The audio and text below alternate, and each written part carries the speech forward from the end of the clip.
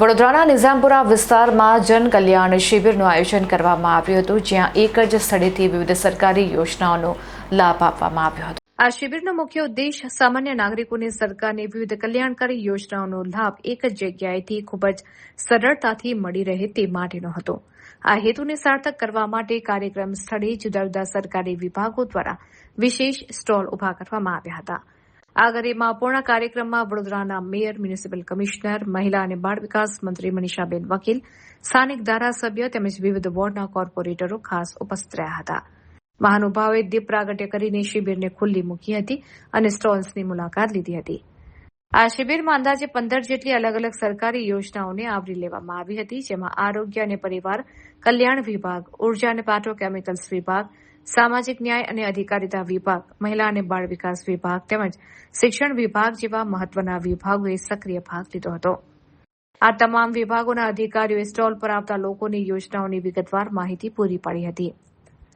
આસપાસના વિસ્તારોમાંથી મોટી સંખ્યામાં લાભાર્થીઓએ આ શિબિરમાં ઉમટી પડ્યા હતા અને પોતાની પાત્રતા મુજબની યોજનાઓનો લાભ લેવા માટે ઓન ધ સ્પોટ નોંધણી કરાવી હતી.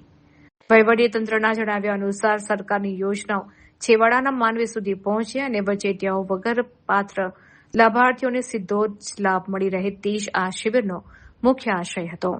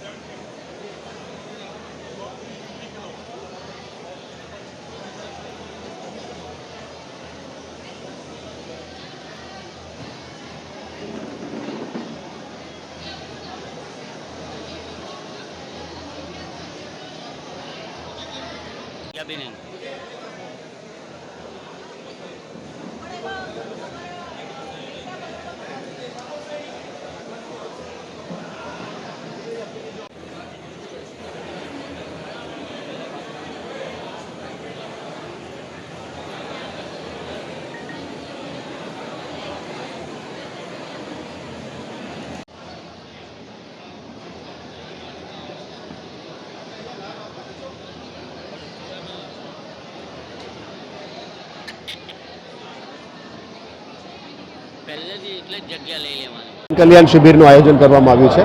માન્ય રાજ્ય સરકાર તરફથી જે આપણને ગાઈડન્સ મળી રહ્યા છે એના લઈને જે પણ ડિપાર્ટમેન્ટની સુવિધાઓ આપણે પબ્લિકને સેવા પૂરું પાડવાના છે, એમાં મોટાભાગમાં આયુષ્માન ભારત, જનકલ્યાણની કાર્યક્રમ સાથે સાથે મહિલા બાળ વિકાસ, હેલ્થ, સામાજિક ન્યાય અધિકારીતા, રેશન કાર્ડની વધારો સુધારો એ બધાનો અત્યારે કાર્યક્રમ લેવામાં આવ્યો છે. એ એક ટાઈપનું સેવા સેતુનું રેપિટેશન છે, જેમાં કોઈ પણ લાભાર્થીઓ બાકી રહી જાય એ તમામ લાભાર્થીઓને અમે આજે જઈને ભરવાનું છે. મોટાભાગમાં ડિમાન્ડ્સ આપણે ઓનલાઈનમાં પણ લઈ રહ્યા છે અને એપ્લિકેશન્સ પણ ફોર્મ પણ વિતરણ કરી રહ્યા છે. એની ટૂંકા સમયમાં પ્રોસેસિંગ થઈને વિધિન મહિના એની અંદર લાભ લેવા માટે અમે અત્યારે નક્કી કર્યું છે. સાથે સાથે અહીંયા તમામ વોર્ડમાંથી, એરિયા ઝોનમાંથી પદાધિકારીઓ પણ આવ્યા છે.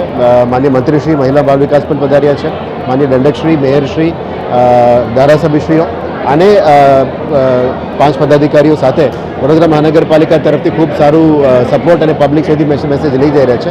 આવનારા દિવસોમાં આશા રાખી કે આવા શિબિરો જાતે કોર્પોરેશન પણ વધારે કરે, જે તે કરીને કલેક્ટર કચેરી મામલતદાર કચેરી સાથે મળીને જેની સિટી વિસ્તારમાં જે પણ લાભાર્થીને લાભ આપવાનો છે એ પણ વધારે આપવાનું મહેનત કરીશું. ગામના સેવાળાની વાત કરીએ તો વડોદરા શહેરના સેવા સેવી કાયદી સાઈડમાં જો આ કાર્યક્રમનું આયોજન થાય તો ત્યાં લાભાર્થીઓ એ ફર્સ્ટ ફેઝ છે. એ ફર્સ્ટ ફેઝ એ જે કીધું એ રાજ્ય સરકારવાળો કાર્યક્રમ અહીંયા કરી રહ્યા છે. આવનારા દિવસોમાં વધારે ફેઝ 2 ફેઝ 3 અલગ અલગ ઝોનમાં પણ કરવાના છે. લગભગ 3 મહિના પહેલાં પણ સેવા સેતુ 1-2 કર્યું હતું. આપણે આવનારા દિવસોમાં પણ વધારે જે જરૂરિયાતવાળો વિસ્તાર છે લોકોને અહીંયા સુધી ના આવવું પડે એના માટે એમની વિસ્તારમાં પણ અમે કરવાનું પ્લાનિંગ છે. આજરોજ નિજામપુર અતિથિ ગૃહ દ્વારા જન કલ્યાણ શિબિરનો લોકાર્પણ કરવામાં આવ્યું છે. તો લોકોને આપણા વડાપ્રધાન નરેન્દ્રભાઈ મોદી સાહેબના જે યોજનાઓ